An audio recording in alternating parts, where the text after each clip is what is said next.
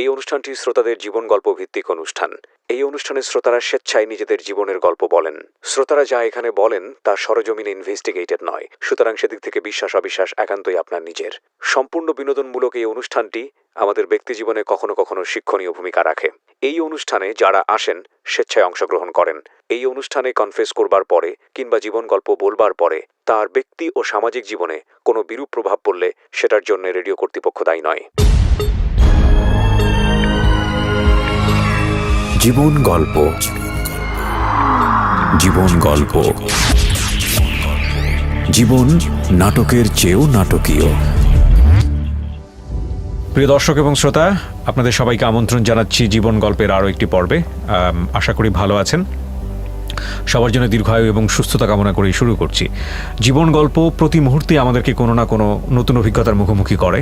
আমি আরজে কিবরিয়া যেহেতু আপনার সঙ্গে রয়েছে এই মুহূর্তে, এবং আরও একটি গল্প যেহেতু উপস্থাপিত হচ্ছে, আমরা ঠিক জানি না কোন অভিজ্ঞতার মুখোমুখি হব, তবে নিঃসন্দেহে সেটা নতুন অভিজ্ঞতায় বলা চলে। প্রথমে যিনি আমার সঙ্গে আছেন তার নামটা একটু জানতে চাইব। নামটা বলেন প্রথমে। আমার নাম হচ্ছে তমা আক্তার কেয়া। তমা আক্তার কেয়া, বয়স কত এখন? আমার এখন হচ্ছে 24। জি বলেন, ছোটবেলা থেকে যেখান থেকে বলতে ইচ্ছে করে। ছোটবেলা থেকে হচ্ছে আমি যতটুকু আমার আম্মুর কাছ থেকে শুনেছি সেটা হচ্ছে যখন আমার 1 মাস বয়স ছিল, তো আমার যে বাবা ওনার বাড়ি হচ্ছে বরিশাল। তো যখন আমার 1 মাস বয়স ছিল তখন আমার আম্মু ওখানেই থাকতো। তো আমার বাবা যে আগে যে বিয়ে করছে আমার আম্মুর বড়, তো আমার আম্মু জানতো না যে উনি আগেও বিয়ে করছে। আমার খালারা আমার আম্মুকে বিয়ে দেয়, তারপর আমার আম্মুকে নিয়ে বরিশাল চলে যায়। তারপর যাওয়ার পরে 1 বছর থাকার পরে আমি আর কি জন্ম হই। তো আমি জন্ম হওয়ার পরে ওখানে আমার তখন 1 মাস বয়স। আমার বড় মাঝে সে হচ্ছে আমার আম্মু সেজে যে হচ্ছে কাজী অফিসে গিয়ে আমার আম্মুকে ডিভোর্স দেয়, মানে আমার আম্মু সেজে উনি যে ডিভোর্স দেয়।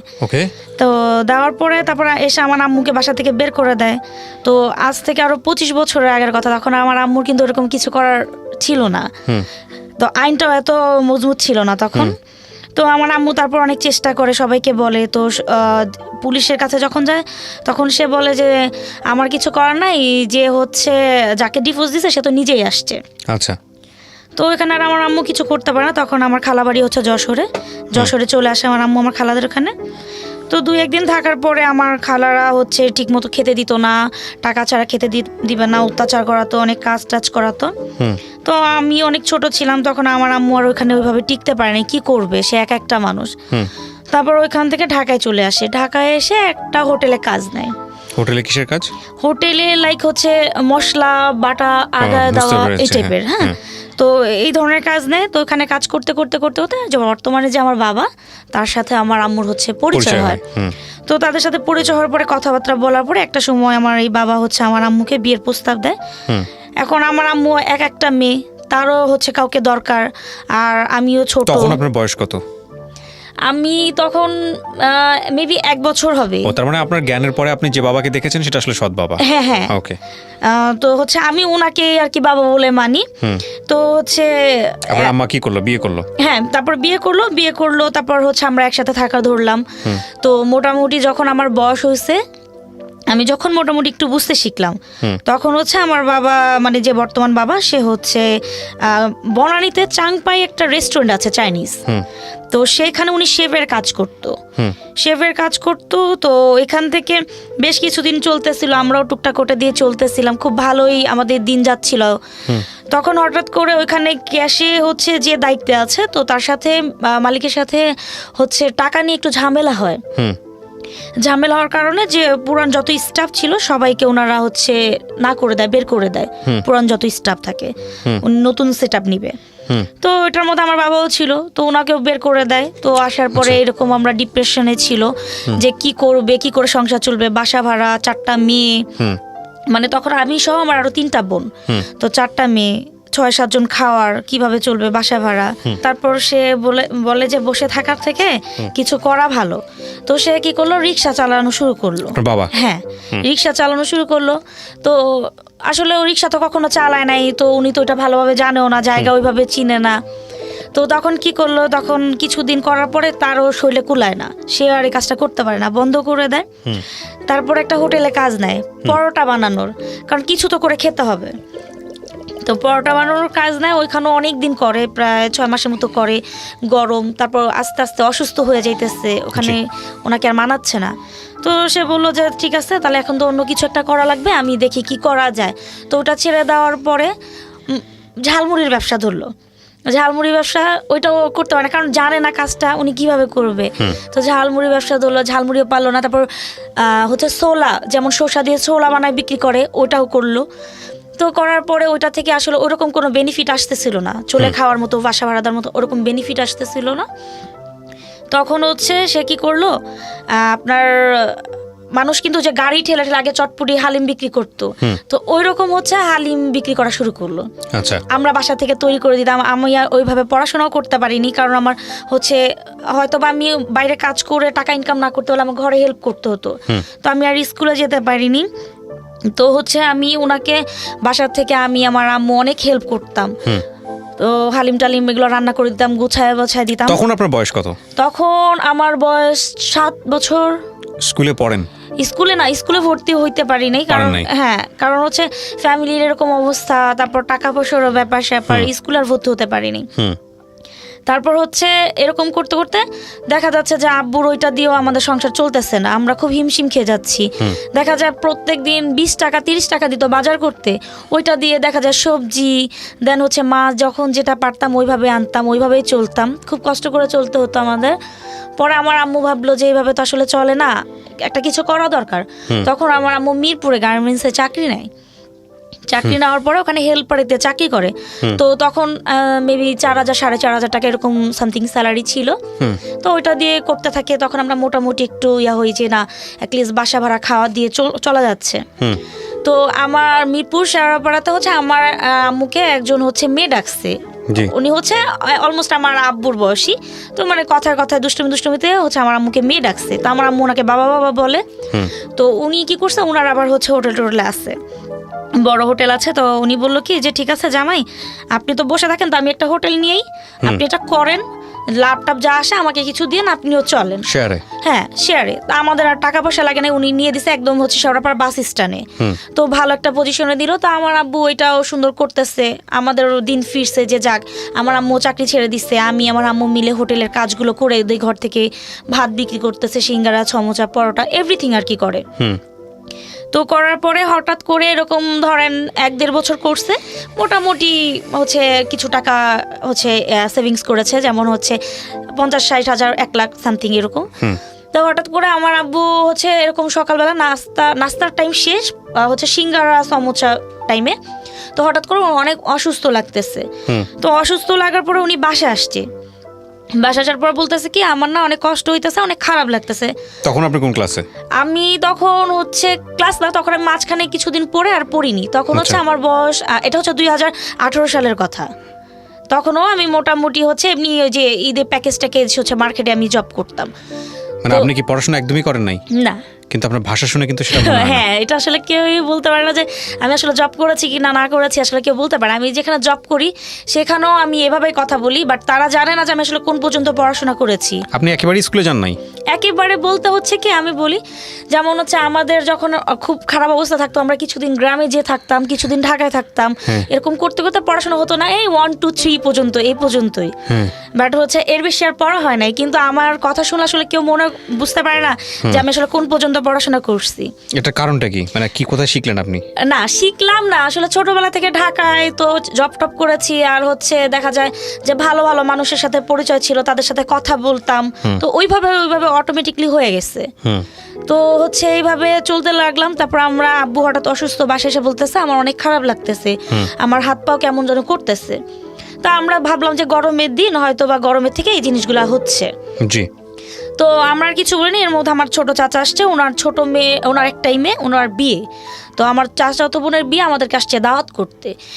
তো দাওয়াত করতে আসছে। এখন আমার আব্বু বলতেছে, তখন আমার আব্বু শুনলে এত খারাপ, অনেক খারাপ, বাট এত এরকম ছিল না। তো আমার আব্বু বলতেছে কি ঠিক আছে, তোর যখন একটাই মেয়ে, তো আমি ঠিক আছে, আমরা না যেতে পারি, ওরা বুন্ডা চলে যাবে না।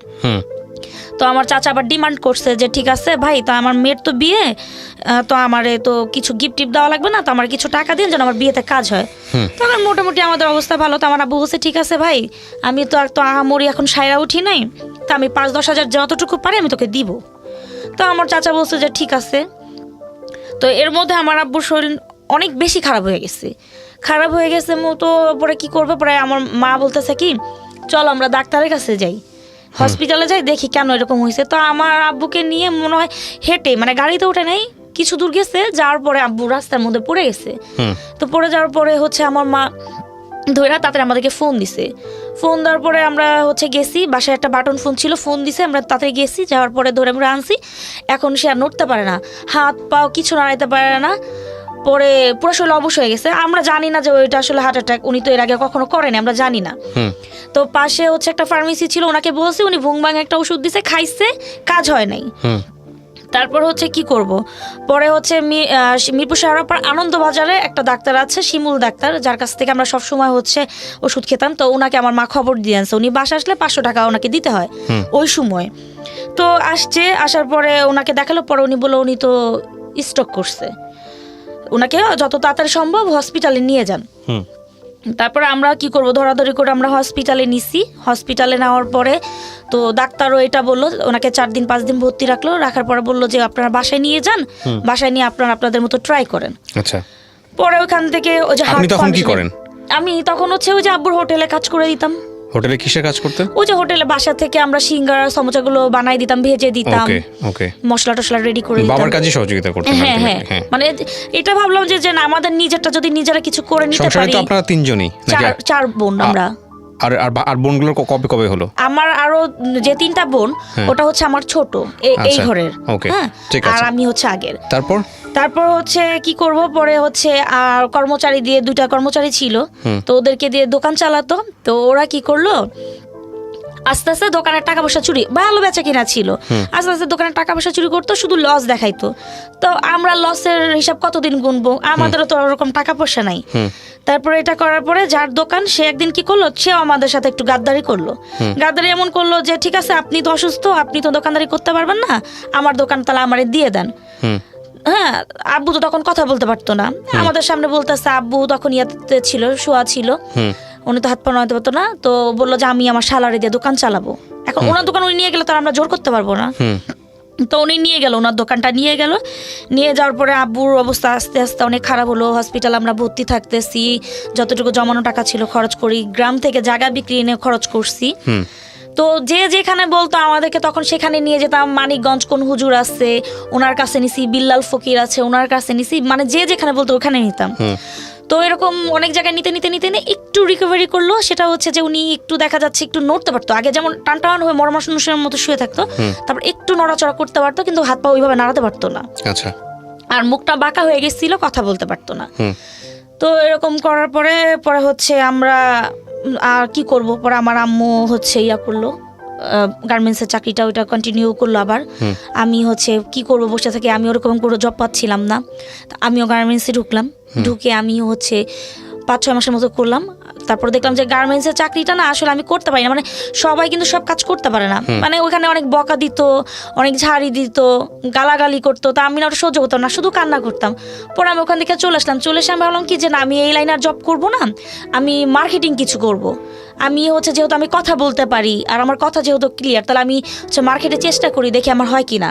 তখন মিরপুর একে হচ্ছে চন্ডিমা একটা ইয়া ছিল, শোরুম ছিল, না সরি চন্দ্রবিন্দু একটা শোরুম আছে মিরপুর একে, সনি হলের অপোজিটে। তো ওইখানে যে আমি কয়দিন ঘুরলাম, কথা বললাম, ইন্টারভিউ দিলাম, আমাকে ওরা নিবে না, বলতেছে না তুমি অনেক ছোট, তোমাকে নেওয়া যাবে না, তোমার এখন এরকম বয়স হয় নাই এই লাইনে জব করার মতো। তা আমি অনেক রিকোয়েস্ট করে বললাম যে এরকম ব্যাপার, আমি ওনাকে বললাম। তখন উনি বললো কি ঠিক আছে। তখন মাত্র 5,000 টাকা আমি প্যাকেজ শুরু করলাম, 1 মাসে, রোজার পুরো 1 মাস আমি কাজ করবো, রাতের 12টা-1টা পর্যন্ত আমাকে মাস শেষে হচ্ছে চান্দাতে 5,000 টাকা দিবে। আমি সেটাতেই রাজি হলাম যে না, নাইমামা থেকে কেন অনেক ভালো। তো আমি ওটা করতে লাগলাম। তো 1 মাস শেষ, টাকাটা আনলাম, এসে বাসায় দিলাম, আম্মুর কাছে দিলাম।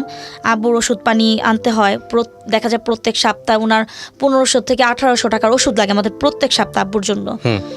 তো এভাবে চললাম। তারপর ওই এলাকা থেকে আমরা কি করবো, তো আমার একটা চাচা আছে, আমার আব্বুর হচ্ছে মামাতো ভাই, তো তার হচ্ছে ইয়াতে টঙ্গী, টঙ্গী, ওনার নিজের বাড়ি আছে।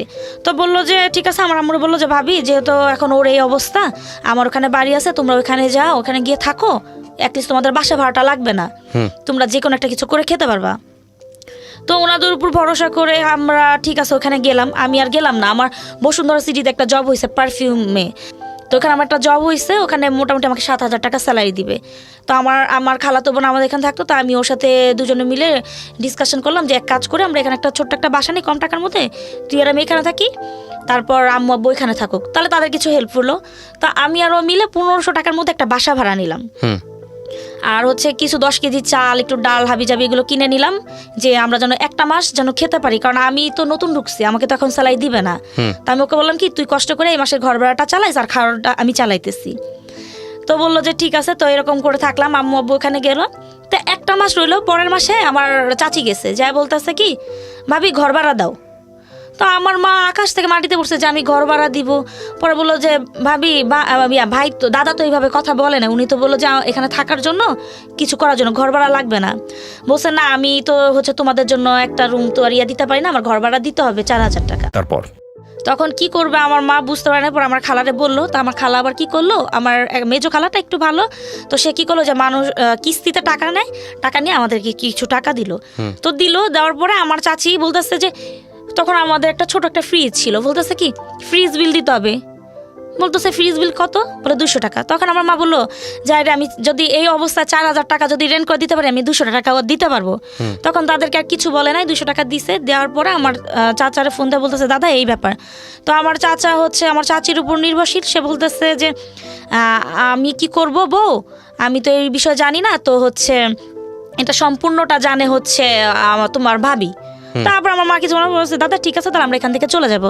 তো আমরা যে পিক আপ বোর্ডে যে মাল জিনিসগুলো আনছে আমাদের একটা খরচ আছে, আবার আমরা এখান থেকে পিক আপ বোর্ডে যাবো, আমাদের একটা খরচ আছে না। তো তারপর কি করলো, আমার মা ওখানে থাকা অবস্থায় এই বাড্ডাতে আসলো, এখানে আমার অনেক রিলেটিভ থাকে। তো আসার পরে এখানে হচ্ছে বাসা টাসা খুঁজতেছে, পরে মোটামুটি একটা রুমের বাসা পাইছে, পাওয়ার পর ওখানে অ্যাডভান্স করে পরে হচ্ছে পিক আপ বোর্ডে এখানে আনলো। তারপর আমিও মিরপুর থেকে বাসা ছেড়ে, বাকি বোনগুলো কোথায় তখন? আমার আম্মুর সাথে থাকে। তখন আমি আমার মেজো বোনটাকে বললাম কি যে তুই ওখানে বসে থেকে কি করবি, আব্বু অসুস্থ, আব্বু তো চলাফেরা করতে পারে না, তো উনি তো বিছনায়, তো তুই একটা চাকরি কর। এক রুমের মধ্যে এতগুলো মানুষজন, হ্যাঁ প্লাস আপনার বাবার সহ, হ্যাঁ এক রুমের মধ্যে কিছু করার ছিল না তো, কারণ আমাদের তখন এমন ক্ষমতা ছিল না যে আমরা 2টা রুম নিয়ে থাকবো, আমরা একটা রুমেরই ভাড়া দিতে পারি না, 2টা রুম কিভাবে নিব। ওকে, তারপর আমার বোনকে বললাম যে তুই বসে থেকে কি করবি, তাহলে যেহেতু তুই পড়াশোনা এখন করতেছিস না, তখন ও ক্লাস 9-এ পড়ে, 9-এ ভর্তিও হয়েছে, তো তুই এক কাজ কর, যদি জব করতে পারোস। তখন বসুন্ধরা সিটিতে ইরানি বোরকা বাজার, তো ওইখানে আমি ওনাদের সাথে কথা টথা বলে তো ওদেরকে আমি ইন্টারভিউতে নিয়ে যাই। ইন্টারভিউতে নেওয়ার পর আমার বোন আবার দেখতে সুন্দর, আমি কালো বাট আমার বোন দেখতে অনেক সুন্দর, তো ওর ওখানে জব হয়ে যায়। হওয়ার পরে ওকে এরকমই 5-6 হাজার টাকার মতো দিবে, তো ওখানে করে। তো মোটামুটি পরে আমরা যখন বাড্ডা চলে আসলো, তখন আমিও মিরপুর থেকে বাড্ডা চলে আসলাম, যেহেতু নিজের বাসা থেকে আমি ওখানে 1500 টাকা না দিই, আমি যদি এখানে 1500 টাকা দিই আমার তো আরো ভালো হইলো। পরে আসার পরে এখানে চলে আসছি। তারপরে এখান থেকে জব করতাম, তো যে ফ্রেন্ডস পারফিউমের জব করতাম, ওনার আসলে বিজনেসটা এত ভালো ছিল না, যার কারণে হচ্ছে উনি বিজনেসটা হচ্ছে বন্ধ করে দেয় হঠাৎ করে। আচ্ছা। তো আমার যতটুকু পাওনা ছিল দিয়ে বন্ধ করে দেয়। তখন কি করব, তখন জব খুঁজতেছি, জব পাই না। তারপর আমি হচ্ছে পুলিশ প্লাজাতে কুইন্স নামে একটা দোকান ছিল, তো ওই দোকানে আমি যখন ইন্টারভিউ দিই, তারা না আমাকে 8,000 টাকা নিয়ে নেয়, কিন্তু আমি একাই দোকানটা চালাবো, ঝাড়া মোছা সেল করা, তারপর হচ্ছে টাকা নেওয়া, সব আমার একাই করতে হবে। তা আমি ওটাতেই রাজি হলাম, তো করতেছিলাম এরকম। তো ওনারও বেচা কিনা ছিল না, পুলিশ প্লাজার অবস্থা তখন নতুন হয়েছে, খুবই খারাপ ছিল, বেচা কিনা ছিল না। তখন ওনারা কি করলো, আমাকে বললো কি যে তোমা, মানে আমাকে 2 মাসের টাইম দিছিল প্রথম, যে 2 মাস পরে বন্ধ করে দিবে। তো হঠাৎ করে একদিন ওনার হাজবেন্ড এসে বলতেছে তোমা চাবি টাবি বুঝাই দাও, দিয়ে তুমি করো, চলে যাও, আমি আর দোকানটা কন্টিনিউ করতে পারবো না, ওনার অনেক টাকা ভাড়া জমে গেছে। তারপর আমি আর ওনাকে কিছু বলি নাই, কারণ আমি তো ওনাদের সাথে তর্ক করে পারবো না, আর আমার দরকার নাই কিছু বলার, আমি ওনাদেরকে কিছু বলি নাই। পরবর্তীতে আমি ওনাদের কাছে প্রায় হচ্ছে 8,000-12,000 টাকার মতো পাই, মানে 1.5 মাসের। ওনাদের পিছনে আমি প্রতিদিন ঘুরি, বাসা চিনি না, আমি জানি নিকেতন থাকে, বাসা চিনি না, ঘুরতেছি, টাকা আর কোথাও থেকে পাচ্ছি না। এখন আমার বাবার ওষুধ লাগবে, আমাদের এখন টাকা পয়সা নাই হাতে, একদম অবস্থা খুবই খারাপ। পরবর্তীতে হচ্ছে আমি একজনের কাছ থেকে খবর নিলাম যে ওনার বাবা মারা গেছে, ওনার বাবা নাকি কিসের কর্নেল ছিল, মারা গেছে কয়েকদিন আগে। তো আমি জাস্ট ওই সূত্র ধরে খুঁজতে আমার আম্মুকে নিয়ে খুঁজতে আমি ফাইনালি ওনার বাসাটা পাই। ওনারা কেউ আমার সাথে দেখা করবে না, দেখা করতে কেউ এগ্রি না, বলে না দেখা করবো না, হচ্ছে দিব টাকা এই সে এরকম করতেছে। তা আমি বলছি যে দেখেন আমি অল্প কিছু টাকা পাই, আপনি বড় লোক, আপনার নিকটনে বাড়ি আছে নিজেদের, আমার কিন্তু নাই, আমি জব করেছি আপনার এখানে, আমার টাকাটা আপনার তো দেওয়া উচিত। তো এরকম করার পরে আমাকে প্রায় হচ্ছে 2-3 মাস ঘুরায়া তারপর সে আমাকে 6,000 টাকা দিছে, বলছে বাকিটা পরে দিবে। তারপরে থেকে সে আমার সাথে আর যোগাযোগ করে না। আমি ওনার বাসায় যাই, কিন্তু ওনার বাসায় আমাকে ঢুকতে দেয় না, দারোয়ান নিষেধ করে দিচ্ছে। তো আমি আর ওইভাবে টাকাটা পাইনি, অনেকদিন ঘোরার পরে নিজেও ক্লান্ত হয়ে গেলাম যে থাক, 6,000 টাকা দিচ্ছে, আর 6,000 টাকা সে যদি আমাকে দিত তাহলে অবশ্যই সে আমার সাথে কন্ট্যাক্ট করতো। তা আমি ওটাও ছেড়ে দিই, আল্লাহর রাস্তায় ছেড়ে দিই। তারপর এই যে শুরু হয় আমার বাবা আবার কয়েকদিন পর পর, তারপর একটু রিকভারি করলো, সে হচ্ছে কথা বলতে পারতো আর হাতটা একটু নাড়াতে পারতো। তো এর করতে করতে দেখা যায় আবার মাঝে মধ্যে সে এই নিয়ে কিন্তু 4-5 বার স্ট্রোক করে ফেলছে। এই প্যারালাইজ করার পরে সবকিছু বিছানাতে, হ্যাঁ তারপরে করে ফেলছে। এই যে হসপিটাল নিয়ে দৌড়াদৌড়ি, এই যে হার্ট ফাউন্ডেশনে যে আমি সব কাগজপত্র আজকে সাথে করে নিয়ে আসছি, অনেকগুলো আনতে পারিনি, অনেকগুলো নিয়ে আসছি। তো হচ্ছে ওনাকে নিয়ে আমাদের দৌড়াদৌড়ি করতে হইতেছে, হসপিটালে ভর্তি থাকতে হচ্ছে। তো এখন ফাইনালি হচ্ছে ডাক্তারের লাস্ট টাইম যখন আমরা ডাক্তার হচ্ছে হসপিটাল ওনাকে নিয়ে ভর্তি থাকি, ও এইসিসি না কি বলে এটা যখন করাই, তখন ডাক্তার বলছে যে ওনাকে 3টা রিং পরাতে হবে, যত তাড়াতাড়ি সম্ভব ওনাকে 3টা রিং পরাতে হবে। কারণ হচ্ছে ওনার কন্ডিশন এত ভালো না, ওনার হচ্ছে মাথায় প্রবলেম হয়েছে। তারপর হচ্ছে উনি কয়েকদিন পর পরই অসুস্থ হয়, ওনাকে নিয়ে আমাদের হসপিটাল দৌড়াইতে হয়। আর ওনাকে এখন ট্রিটমেন্ট করানোর মতো আমাদের আর সামর্থ্য নাই, কারণ আমরা গ্রামের হচ্ছে আমাদের যতটুকু ছিল ততটুকু বিক্রি করছি, বাকিটা আমার ছোট চাচা হচ্ছে আমার দাদি যখন বেঁচে ছিল, তখন আমার দাদি তো আগের যুগের মানুষ, তো 135 বছর বয়স হয়েছিল, তো ওনাকে দিয়ে টিপ সই দিয়ে মোটামুটি সবই লেখে নিয়ে যায়। তো আর বাকি যতটুকু থাকে হচ্ছে চরে বিলে অতটুকু বিক্রি করে আব্বুর ট্রিটমেন্ট করাইছি। এখন গ্রামে আছে সামান্য একটু জায়গা আছে, ধরেন একটা ঘর উঠাইতে পারবো কোনো রকম বাঁচার মতো, এতটুকুই আছে। তো সব কিছু মিলে এখন অনেক পরিস্থিতি খারাপ। এই যে করোনার আগে আমি বাংলা লিঙ্কের একটা প্রজেক্ট করতাম, বাংলা লিঙ্কের একটা প্রজেক্টে কাজ করতাম। তো করোনা আসলো 1.5 মাস করেছি আমি, 1 মাসের ফুল স্যালারি পেয়েছি 15,000 টাকা, আর 1 মাস হচ্ছে আমি কন্টিনিউ করিনি, অর্ধেক মাস করা হয়েছে। এর মধ্যে ফার্স্ট টাইম তখন বাংলাদেশে করোনা ঢোকার পরে ওনারা বলে যে আমরা এখানে আর এটা কন্টিনিউ করতে পারবো না, এটা এখানে স্টপ, যদি করোনার পরিস্থিতি পরবর্তীতে যদি ভালো হয় তাহলে আমরা এটা বিবেচনা করব। তো এরকম করে অনেক দিন ওয়েট করলাম, করার পরে এই যে করোনা চলে আসলো। করোনার মধ্যে তো সত্যি কথা বলতে গেলে আমরা একদম মানে রান্নাই হইতো না আমাদের ঘরে, এত খারাপ অবস্থা গেছে আমাদের, আমরা ঠিক মতো খাইতেও পারিনি। তো আমার অনেক বন্ধু বান্ধব ছিল যারা ফেসবুকে, তো আমি ওদেরকে বলছি যে একটু হেল্প করার জন্য, যে আমাদেরকে একটু হেল্প করতে পারবে কিনা। তো করছে, অনেকেই করছে। যেমন হচ্ছে কেউ চাল ডাল দিয়ে গেছে, আব্বুর ওষুধ ছিল না, পরে আমি প্রেসক্রিপশনের ছবি তুলে তুলে পাঠাইছি। তো কেউ ওষুধও দিয়ে গেছে। তো আমরা এমনও দিন গেছে আমরা না খেয়েও ছিলাম। এখন পর্যন্ত দেখা যায়, এখন আমি একটা ইয়েতে জয়েন করছি, সেখানে ঠিক মতো দেখা যাচ্ছে যে আমাকে বলছে যে ওরা 8,000 টাকা দিবে স্যালারি। এখন করোনার জন্য তো অনেক দিন বন্ধ পড়ে গেল না, তো 8,000 টাকা এখন টোটালি মনে হয় চান্দাত পর্যন্ত কাজ করলে 4,000 টাকা পাবো। এখন 4,000 টাকা দিয়ে ঈদ আসছে, নিজেদের ঘরেও তো টুকটাক বাজার দরকার, আব্বুর ওষুধ দরকার। এখন ডাক্তারের কাছে যখন লাস্ট টাইম আব্বুকে নিল, বললো যে যত তাড়াতাড়ি সম্ভব ওনার ট্রিটমেন্ট করাইতে। আর আমরা এখন ট্রিটমেন্ট করানোর মতো আমাদের এখন পরিস্থিতি নাই। হ্যাঁ, কারণ আমাদের যা ছিল সব শেষ, আমরা এখন নিজেরাই চলতে পারি না, খাইতে পারি না। আমি সেই হচ্ছে খিলগাঁও তালতলা যাই, হচ্ছে ডিউটি করতে, আমি হেঁটে হেঁটে যাই, হেঁটে হেঁটে আসি। কি করেন আপনি খিলগাঁও তালতলাতে? আমি হচ্ছে ইয়াতে একটা শোরুমে আছি। কি করেন ওখানে? ওখানে সেলস গার্ল। হ্যাঁ, আচ্ছা। তো ওখানে আমি এই যে হেঁটে হেঁটে যাই এত দূর, আমি দক্ষিণ বাড্ডা থেকে ওখানে হেঁটে হেঁটে যাই, হেঁটে হেঁটে আসি। মানে ভাড়া দিয়ে যে যাবো, একদিন খারাপ লাগলে যে আমি রিক্সায় যাব, ওই পরিস্থিতি নাই। আর এখন তো বাসও চলে না যে আমি বাসে কম টাকায় যেতে পারবো। তো বাকি যারা আছে তারা সবাই বোন? হ্যাঁ হ্যাঁ, আমরা হচ্ছে 4 বোন। তো একদম ছোট যেটা, সেটা হচ্ছে এবার ক্লাস 8-এ আছে।